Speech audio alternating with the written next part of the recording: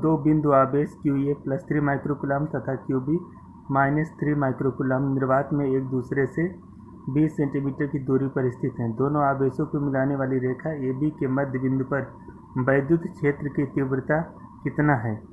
दूसरा, यदि 1.5 × 10⁻⁹ परिमाण का कोई ऋणात्मक परीक्षण आवेश मध्य बिंदु पर स्थित हो तो कितना बल कार्य करेगा।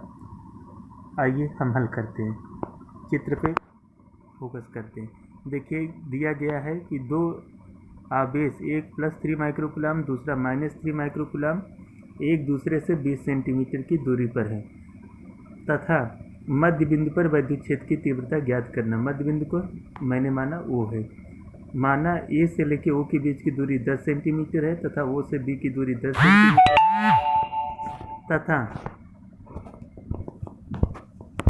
तथा 10 सेंटीमीटर को हम लोग 10⁻⁻1 मीटर भी लिख सकते हैं। A से लेके O को A के द्वारा 3 माइक्रोकुलाम आवेश के द्वारा O बिंदु पर लगने वाला विद्युत क्षेत्र, O बिंदु पर कार्यरत विद्युत क्षेत्र की तीव्रता की दिशा A से O की तरफ होगी तथा ऋण 3 माइक्रोकुलाम के द्वारा O बिंदु पर उत्पन्न विद्युत क्षेत्र की तीव्रता O से B की दिशा में होगी, अथवा हम कह सकते हैं A से O की दिशा में अथवा A से B की दिशा में होगी।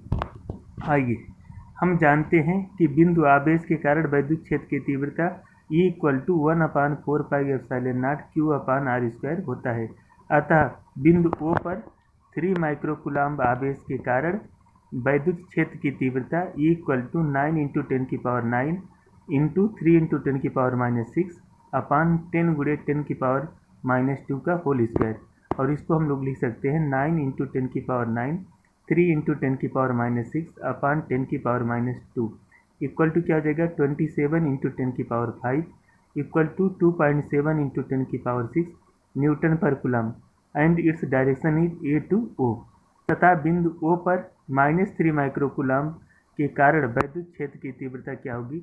E minus equal to 9 × 10⁻9 3 × 10⁻6 upon 10⁻1 equate करेंगे 2.7 × 10⁶, और इसकी भी दिशा क्या होगी, अंदर की तरफ O to B अथवा A to B होगी। अतः O बिंदु पर परिणामी विद्युत क्षेत्र की तीव्रता बराबर क्या होगा, E net equal to E plus E minus.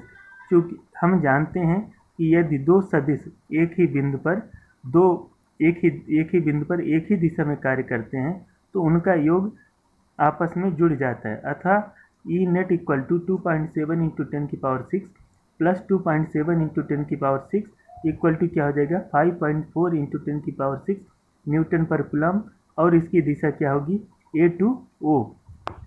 अब हम दूसरे पार्ट पे बात कर रहे हैं। क्योंकि हमें O बिंदु पर विद्युत बल की गणना करना है, किसके कारण, O बिंदु पर स्थित आवेश 1.5 × 10⁻⁹ चूँकि हम जानते हैं यदि किसी विद्युत क्षेत्र में कोई आवेश Q रखा है तो वह कितना बल अनुभव करेगा। उत्तर आएगा F = Q × E, अथवा ऋण आवेश के कारण अनुभव किया गया बल इक्वल टू -QE होगा, अथवा F बराबर क्या होगा, अब हम वैल्यू निकालने चल रहे हैं।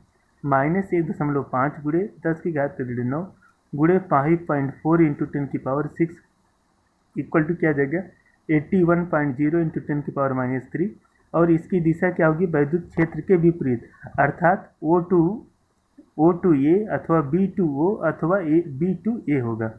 अतः F बराबर क्या हो जाएगा 8.1 × 10⁻² B to A अथवा O to A। धन्यवाद। प्लीज़ वीडियो को लाइक करें, सब्सक्राइब करें और शेयर भी करें।